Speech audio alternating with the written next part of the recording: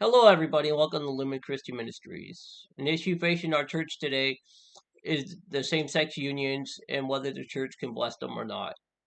Another issue that I believe is facing the church that isn't as well recognized or isn't as much talked about is the issue of divorce. We see in the Gospel of Matthew that Jesus gives us this unique line, unique to only Matthew's Gospel, where he says, except for unchastity. And if you remember in the gospel, Jesus is saying that Moses only permitted divorce because of the hardness of their hearts. And so, in the midst of giving this sermon in Matthew's gospel, he says, except for unchastity. And so that leaves us with the question, did Jesus permit divorce or irregular unions? Now, to answer this question, I will rely on the teachings of the Catechism as found on page 573 of the Catechism, where it talks about divorce, and I will also rely on the teachings of Dr. Hahn from Franciscan University, having just studied under his guidance in this course of work in the New Testament. And we will find that the answer to this question is no. He did not permit divorce or irregular unions. He allows for divorce, as we will see, but not to remarriage. And we will come to understand, and I'll just explain it now while it's coming to my mind, that sacraments can't be broken. I'm a baptized Catholic. That is something that no matter what I do in my life can never be taken away from me.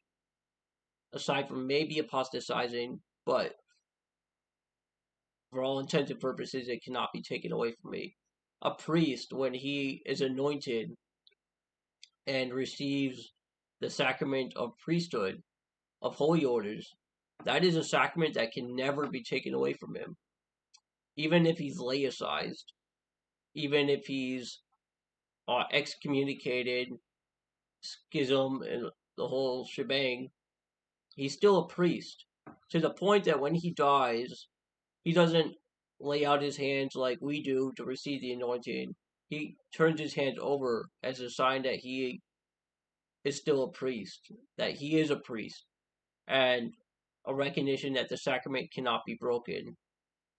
Now, there are cases, of course, where the sacrament was never valid to begin with. If a priest entered into the sacrament of holy orders with misintentions or bad intentions, then the sacrament is not valid. And even with the liturgy, I just heard in the liturgy recently that if his intention isn't to consecrate the Eucharist, then the consecration doesn't actually happen. That recognition, that intent has to be there for the sacrament to be valid. And so we see this with marriage. We see that marriage, with the understanding of the church and Jesus' teachings, was never meant to be separated. What God joined together, man is not supposed to separate. And we recognize that in today's world, we have divorce left and right, and we justify it, and we find reasons for it.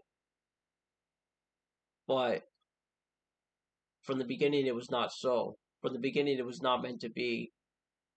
And what we recognize is we have what we would call civil divorce, but we don't have sacramental divorce. An annulment is not sacramental divorce. An annulment is recognizing that the marriage was never valid to begin with. So let us turn to these teachings so that you don't think it's just me projecting. And let me also put out the disclaimer that I'm not seeking to condemn or judge anybody. I have my own family members who have gone through divorce. And I think major reason, one, that I'm being led to talk about it right now, and two, that we're talking about it right now, is that it's not being talked about. I don't think it's an issue that we hear talked about at the sermon, during the sermon. It's not an issue we hear talked about at events. We hear other talks, we hear other issues facing the church, but we don't really talk about this one. And it's become accepted in a way. I'm not sure I would say that the church has accepted it and has moved on from it, but the reality is that so many people don't recognize or realize this teaching that we're living very lukewarm Catholic lives in a way at times. And if that's your story, if that's your case, if you didn't know what we're about to talk about, what we're about to review, then your culpability is probably very low. I would talk to your pastor or your priest, um, maybe your bishop if the priest doesn't work out, but go to someone who is informed and understands that what I'm about to give you isn't Sean making up stuff. It's out of the Catechism. It's from Dr. Hahn, and I'm sure it's not just Dr. Hahn. It's many theologians would come to the same conclusions and have come to the same conclusions on this matter, recognizing that from the beginning it was not so. So let us look at this word unchastity and its wordage and what it is we can actually believe, what it is the church states with it, according to Dr. Hahn. All right.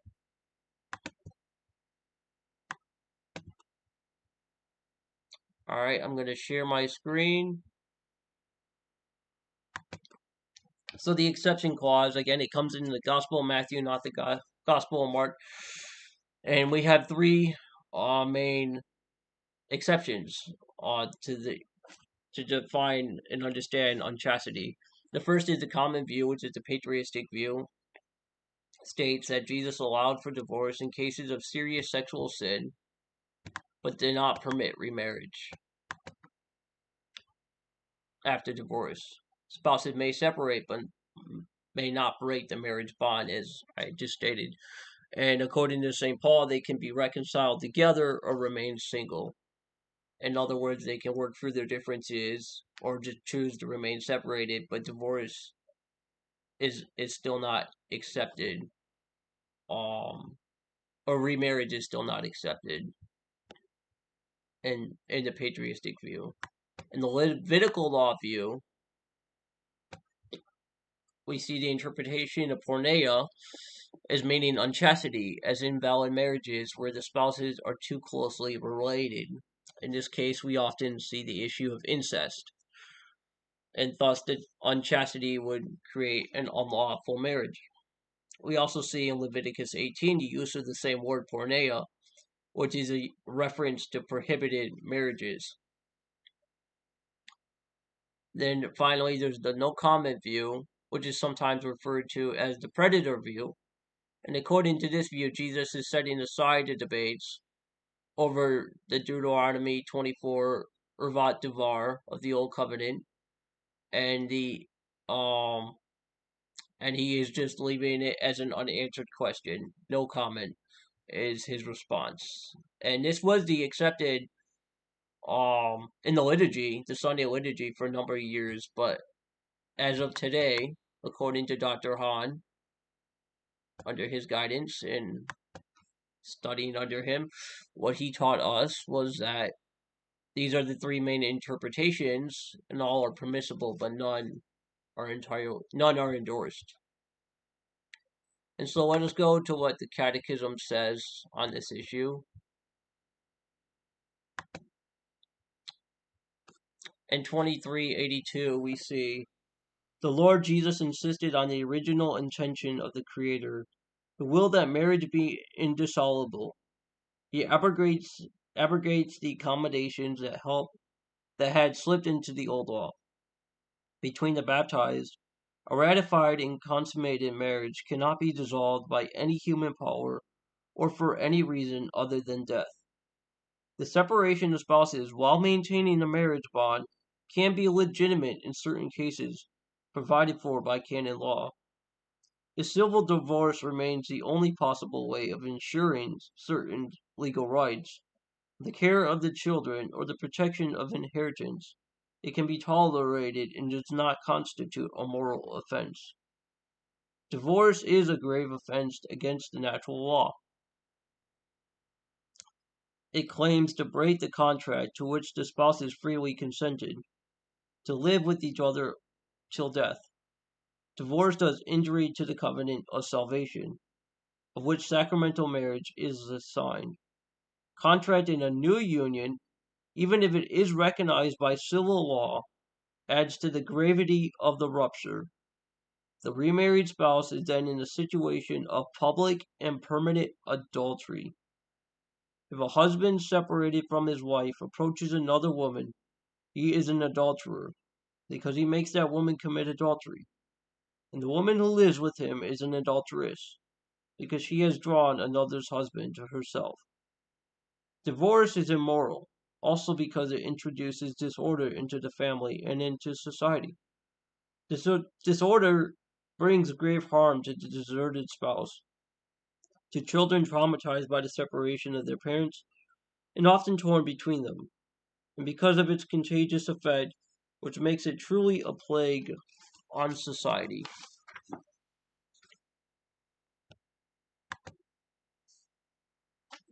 It can happen that one of the spouses is the innocent victim of a divorce decreed by civil law. The spouse therefore has not contravened the moral law. There is a considerable difference between a spouse who has sincerely tried to be faithful to the sacrament of marriage and is unjustly abandoned, and one who, through his or her own grave fault, destroys a canonically valid marriage.